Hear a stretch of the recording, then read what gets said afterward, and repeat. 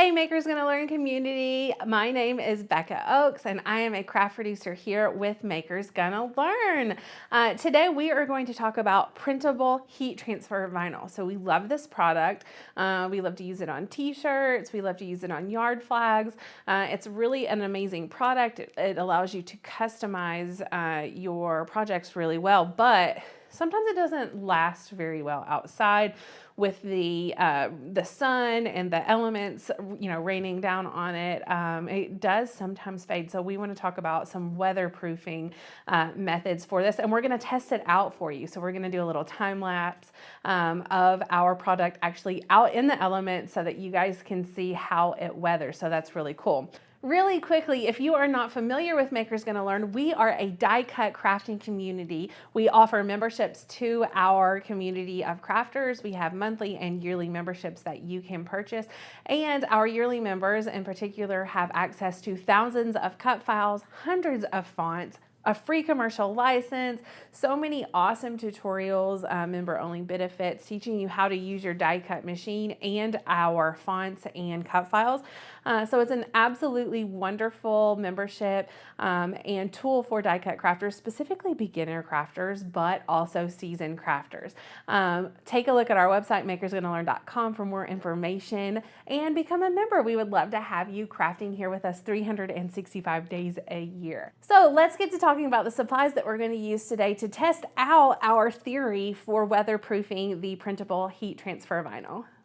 So the materials or supplies that we're going to be using today, we'll be starting with this canvas piece of material. We generally make our yard flags out of this. I'm not going to be making an actual yard flag today. Since we're just testing this, we'll be using the material that we use to make the yard flag. So a piece of canvas, we just get this from the Bolt at our favorite local fabric retailer. And then we're going to be using New Fun's dark fabric printable heat transfer vinyl. There are two options. There are for dark fabrics and for light fabrics. We always choose the dark fabric just because we feel like it prints really well. It's not as see-through, if that makes sense. So the colors are more vibrant and it just works a little better. We just prefer this. So a piece of this, which brings me to, you're also going to need a printer for this project, an inkjet printer of your choice. If you don't have a printer, unfortunately, you can't do print and cut projects. So make sure that you have an inkjet printer. And we are also going to be using our EasyPress today and an EasyPress mat. And then we have this Teflon sheet that will protect the printable heat transfer vinyl while we're applying heat to it. And we're going to be using our Air 2 today. You can use your maker or whatever die cut machine that you like to do print and cut type projects with. And then these are the products that we're going to be using to test out our heat transfer, our printable heat transfer. So we're going to be using 3 different pieces of printable heat transfer vinyl. We'll have one that has nothing on it. So you'll see how it naturally weathers, naturally fades and wears with the weather. And then we're gonna have a piece that has this on it. So this is just a fast drying polyurethane. This is the clear satin spray. We do love this product. And then we're going to have a third piece that we are going to apply the outdoor Mod Podge to. So with the Mod Podge, you're also going to need a paintbrush. That should have it, other than, just your general like weeding tools and mats and things like that. That should cover most of the supplies that we're going to be using in this tutorial today. So we went ahead and printed out our design that we're going to be using. This is already on our printable heat transfer vinyl, and I've applied it here to the mat. You can see this box all the way around here are the registration marks that our Air 2 is going to be reading today to know where to cut. If you're not familiar with print and cut, it's a super fun option that is available to you in Design Space, and you can reference the link down below, our print and cut video. Go ahead and click that and get all of the information that you need in order to make wonderful print and cut projects. But now that we have it applied to the mat, I'm going to insert into our Air 2 and let it cut. I went ahead and set the material setting in Design Space to the printable HTV for dark, and then I've loaded my mat, and I'll just press the flashing Cricut button and let it cut.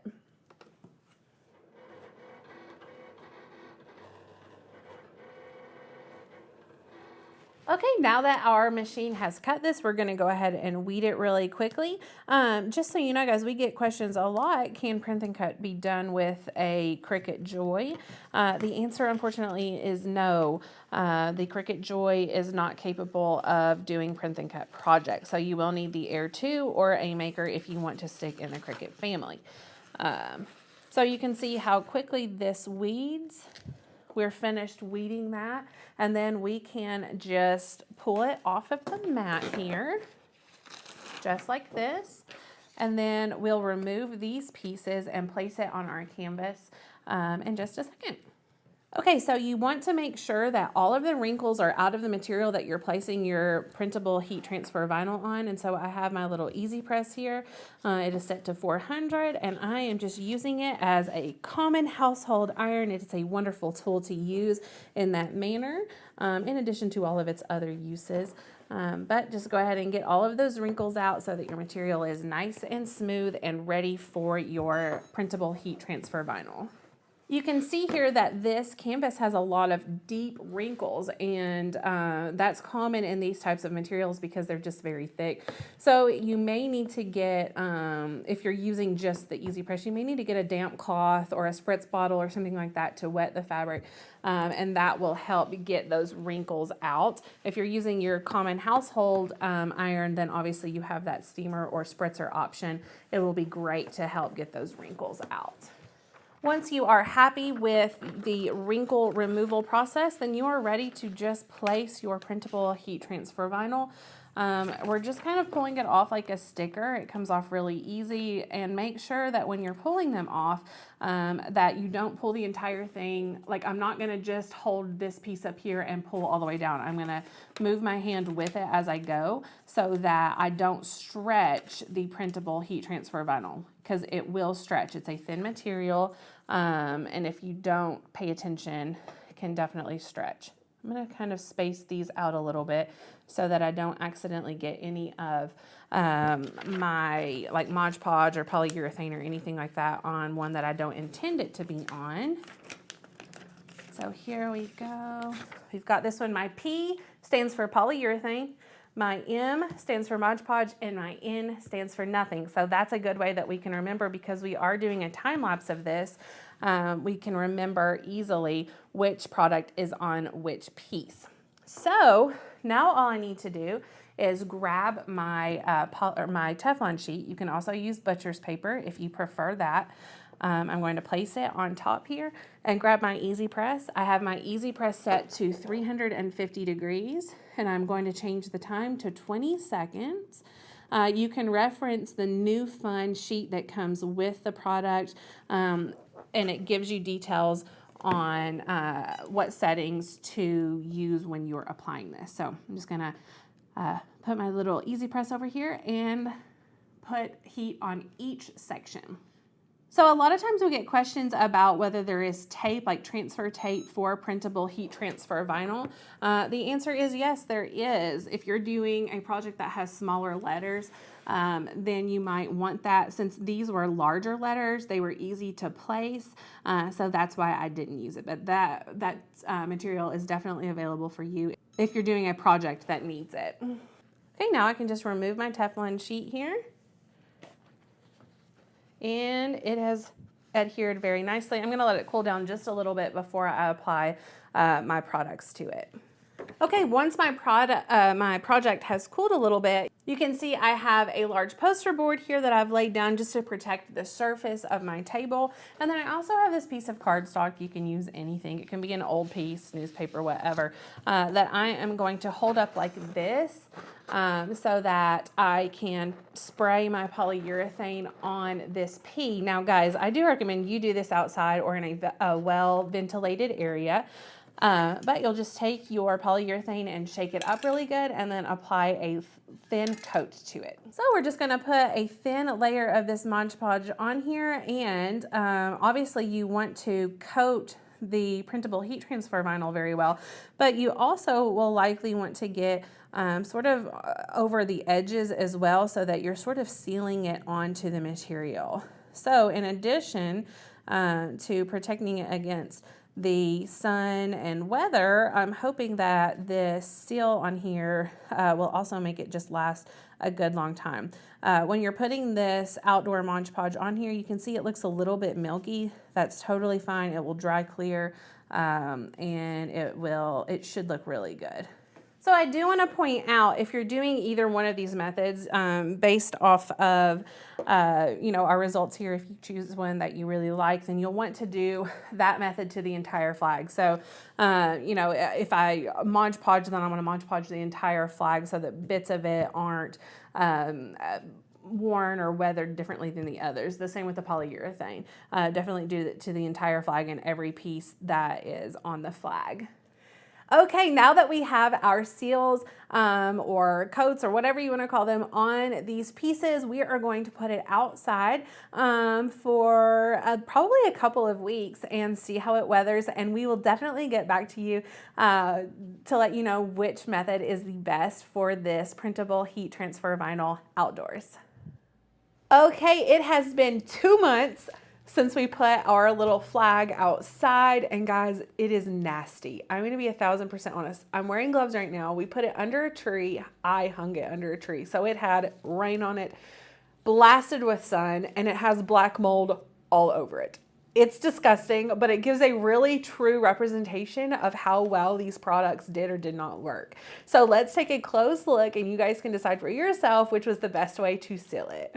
Here's our lovely moldy flag. Again, guys, I am wearing gloves. I am going to dispose of this. This is disgusting. It is not safe. I don't think that I'm taking precaution. I know that you guys are very concerned with our well-being here, and so I did want to let you know that we are being smart about this. Anyway, you can see here that, remember, P was for the poly spray. So we had the polyurethane spray. M was for the outdoor Mod Podge. And N was for nothing. And N, let's get it close in here, is very faded and wrinkly. Not so great. The P is not super faded, but it's a little bit wrinkly, and it has turned a little bit yellow, which we do know is an issue with poly spray. But our M over here, our Mod Podge, guys, it looks really good. Honestly, it's still shiny. It's not wrinkly. It didn't really lose any color. And before I did this, I went ahead and took some alcohol and cleaned each one so that we could get the black mold off and you could get a really good representation. So in addition to this being out in the sun and the elements and with everything, it's also been cleaned with alcohol and it's still holding up that well. So that is my pick for outdoor use with printable vinyl. Mod Podge outdoor version. It's amazing. I recommend it.